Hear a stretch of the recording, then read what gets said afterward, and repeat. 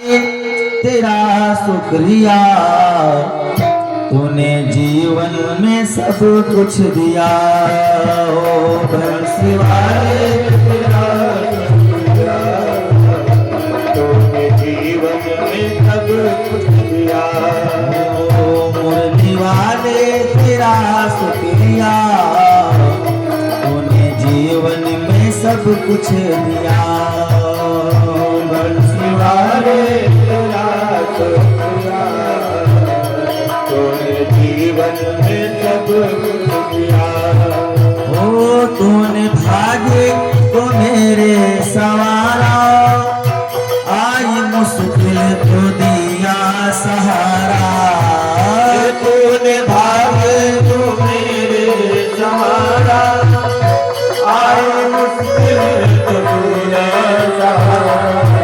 मुश्किल को दिया सहारा, तूने भाग्य को मेरे संवारा, आई मुश्किल को दिया सहारा।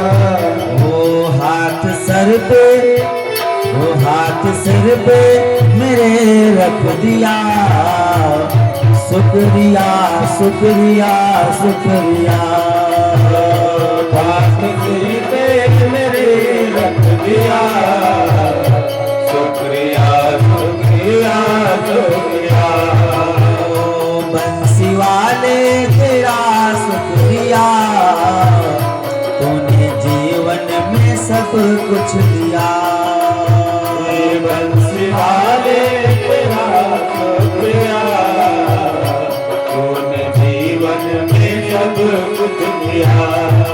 ओ मान इज्जत है तूने बढ़ाई, तेरी कृपा से भक्ति है आई। मान इज्जत है तूने बढ़ाई, तेरी कृपा से भक्ति है आई। ओ मान इज्जत है तुमने बढ़ाई, तेरी कृपा से भक्ति है आई। मान इज्जत है तूने बढ़ाई, तेरी कृपा से भक्ति है आई। मेरा खुशियों से, वो मेरा खुशियों से घर भर दिया। शुक्रिया शुक्रिया शुक्रिया, ओ मेरा खुशियों से दिल भर दिया। शुक्रिया शुक्रिया शुक्रिया, ओ बंसी वाले तेरा शुक्रिया, तूने जीवन में सब कुछ दिया। ओ बंसी वाले तेरा शुक्रिया, तूने जीवन में सब कुछ दिया। ओ मेरे पर्दा गुनाहों पे डाला, तूने गिरते हुए को संभाला। मैंने पर्दा गुनाहों पे डाला, तूने गिरते हुए को संभाला। ओ मेरे पर्दा गुनाहों पे डाला, तूने गिरते हुए को संभाला। मेरे पर्दा गुनाहों पे डाला, तूने गिरते हुए को संभाला। ओ प्यार जीवन में अब भर दिया, ओ प्यार जीवन में अब भर दिया। शुक्रिया शुक्रिया शुक्रिया, प्यार जीवन में अब भर दिया। शुक्रिया शुक्रिया शुक्रिया, ओ बंसी वाले तेरा शुक्रिया, तूने जीवन में सब कुछ दिया। बंसी वाले तेरा शुक्रिया, तूने जीवन में सब कुछ दिया। बंसी वाले तेरा शुक्रिया, तूने जीवन में कुछ दिया, तूने जीवन में सब कुछ दिया। भोले भागवत भगवान की जय, सुखदेव स्वामी की जय हो। और भगवान कृष्ण और बलराम जा रहे हैं। सभी माताएं फूल की वर्षा कर रही हैं। अपने अपने छत के ऊपर सभी लोग बैठे हैं और कृष्ण और बलराम के ऊपर पुष्प वर्षा हो रही है। कृष्ण बलराम परमाताएं सुमन वर्षा कर रही हैं। परमात्मा को न सोना चाहिए, न रुपया और धन की आवश्यकता है। परमात्मा को सिर्फ प्रेम चाहिए। सुंदर मन फूल जो है ना, सुमन, सुमन माने फूल, और सुमन का मतलब होता है सुंदर मन। सुंदर मन भगवान को अर्पण करिए और उनको कुछ नहीं चाहिए। आज सभी माताएं बहनें सुमन वर्षा कर रही हैं कृष्ण और बलराम के ऊपर।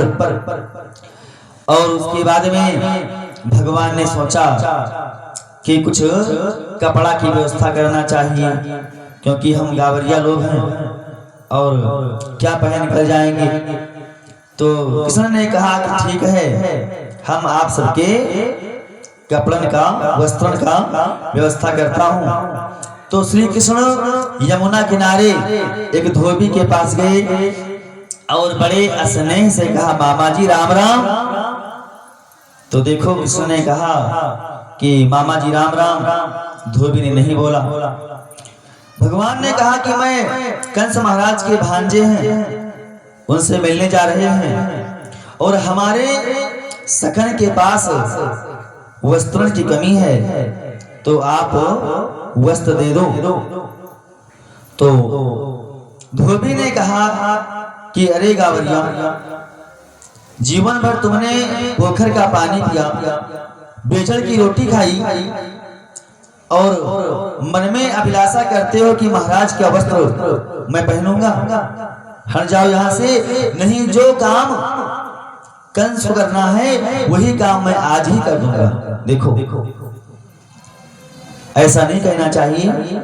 कन्हैया बोली, अच्छा आप तो अभद्र का प्रयोग करते हो और मैं तो आपसे राम राम बोला था, आपने कोई उत्तर ही नहीं दिया। कन्हैया बोले कि ये बात ठीक नहीं है। तो उसके जो सखा हैं उनको क्रोध आया और उन सखा को भी बड़ी जो है उनको अहंकार है, घमंड है कि हमारे साथ में हमारे सखा कृष्ण हैं और ये वो कन्हैया है जो पुतना को मार दिया, सत्यासुर को मार दिया, बकासुर को मार दिया। तो मैं उनके साथ में हूँ, मुझे किस बात का चिंता है। उनके दोस्तों ने कहा कि भैया, जैसे आपने पुतना को मारा, सत्यासुर को मारा, वही हाथ आज इस धोबी को भी दिखा दो। तो भगवान बाएं हाथ से स्पर्श किया तो उन धोबी का भी उद्धार कर दिया भगवान ने। उसके बाद में सभी सखाओं से कहा, जितना वस्त्र कहे, जो इच्छा कहे, वस्त्र को छांट लो। सभी सखाओं ने वस्त्र पहने और वस्त्र पहनने के बाद में एक दर्जी के पास गए। वो दर्जी भगवान का भक्त था। उन दर्जी ने भगवान के और उनके सखाओं के नाप का वस्त्र को तैयार किया। उसके बाद में आगे सुदामा नाम के एक माली से मुलाकात हुई, भेंट हुई। तो उन्होंने भगवान को और उनके सखाओं को माला पहनाई। उसके बाद में आगे चलकर कुब्जा मिली, उन्होंने चंदन लगाया और भगवान ने कुब्जा को सुंदरी बना दिया, उनका भी उद्धार किया। तो भगवान आगे बढ़ते हैं और आगे बढ़ते बढ़ते विशाल रंग भूमि में पहुंच जाते हैं और एक तरफ युवती बैठी हैं और एक तरफ पुरुष बैठे हैं। और भगवान की ऐसी माया है कि जो जिस भाव से देखता है भगवान उसको उसी भाव से दिख रहे हैं। जो युवती हैं, जो भाई लोग हैं, उनको भगवान वैसे ही दिख रहे हैं, और जो राक्षस हैं भगवान उनको पहलवान जैसे दिखते हैं, और कंस को भगवान काल की तरह दिखते हैं। जो जैसी है, जिसकी जैसी भावना है, भगवान उनको वैसे ही दिखते हैं। एक तरफ बड़े बड़े मल्ल पहलवान हैं, और उन दोनों ने कहा, उन लोगों ने कहा कि महाराज कृष्ण और बलराम आने वाले हैं, और आपकी आंखों के सामने हम उनको मार देंगे। कंस महाराज का सिंहासन ऊंचाई पर लगा है, सीढ़ियां चढ़कर कृष्ण और बलराम दोनों जाने को सोच रहे हैं। तब तक वहां पर कुछ और लोग राक्षस थे, सबसे युद्ध हुआ, और सैनिक ने भी समाचार पहुंचाया कि आप चिंता न करें, और भगवान घूमते घूमते उस धनुष के पास गए। करेण वामेन सलील मुद्रितम साजं चकित्वा निमिषेण पास्यताम मृणाम पिकस्ये प्रभभंज मध्यतो यथेच दंडम मर्यादुक्रमः। भगवान ने बाएं हाथ से धनुष को उठाया, और जितनी देर में पलक गिरते हैं उतनी देर में धनुष के 3 टुकड़े कर दिए, और कोलिया पेड़ नाम के हाथी को मार दिया। कंस के पास समाचार पहुंच गया कि महाराज ये क्या किया, यहाँ पर कन्हैया को क्यों बुलवाया, उसने आपकी धोबी को मार दिया, आपके दर्जी से कपड़े सिलवा लिए, आपके माली से माला पहनी, कुब्जा से चंदन लगवा के उनको परम सुंदरी बना दिया। महाराज दुख का समाचार यह है कि जो धनुष शिव जी ने दिया था और कहा था कि ये जो धनुष तोड़ेगा वो आपको नहीं छोड़ेगा, हे भगवान आज वो धनुष टूट गया है।